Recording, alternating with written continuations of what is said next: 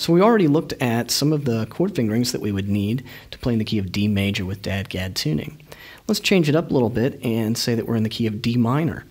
That'll change, obviously, the chords that I'm going to use, but I can use fingerings we already looked at and just move them to the appropriate position to make the chords that we need. For instance, we would need an F major chord instead of an F sharp minor. To make an F major, just take the G major we already learned and move that fingering to the 3rd and 2nd fret. Then we have an F major. To do the B flat major out of that key, take the A major we already looked at on the 7th and 6th frets, move it up 1 fret to the 8th and 7th frets. There's my B flat major. To do C major, take that same fingering, move it up 2 frets to the 10th and 9th frets. So that'll give me all the major chords I need in that key. The same principle can be applied to my minor chord fingerings. Just use that fingering and move it to the appropriate position for the chord. These droning notes will still sound good over the key of D minor, but they may not work with some other keys if the notes clash with notes in the major and minor scale of that key. So you'd have to either abbreviate your chords or try some other voicings, which should be easier and easier as you experiment with this tuning. Let's take some of the fingerings we already looked at and apply them to a musical idea.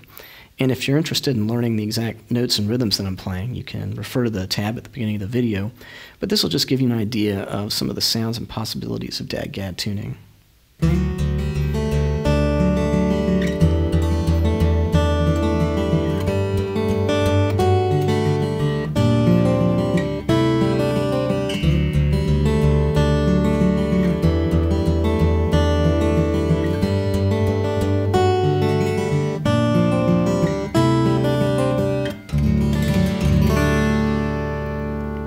So you can see we used some of the fingerings we already used and then augmented some other ones to add different tensions. The first thing we had was this D, which really rings as like a D add 11 sound. Then we used this E minor shape, which really makes like an E minor add 11 with some of the drones on there. We then went up and used an application of this G major, except we used a note on the top which produced like a G major 9, but you can see how it's very easy to add tensions to these chords just by adding or subtracting a finger. This chord down here is a B flat 6/9 chord, and then the last chord that we played ends up being a C6 kind of chord. So there are a lot of possibilities, and a lot of the fingerings are fairly simple. Well, have fun experimenting, and that's DADGAD tuning.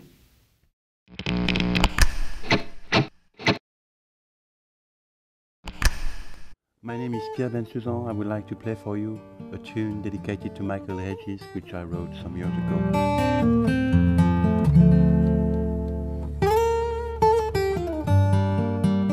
I'm going to put my index on that 15th fret, and I'm going to pick that string either with my ring finger or with my little finger.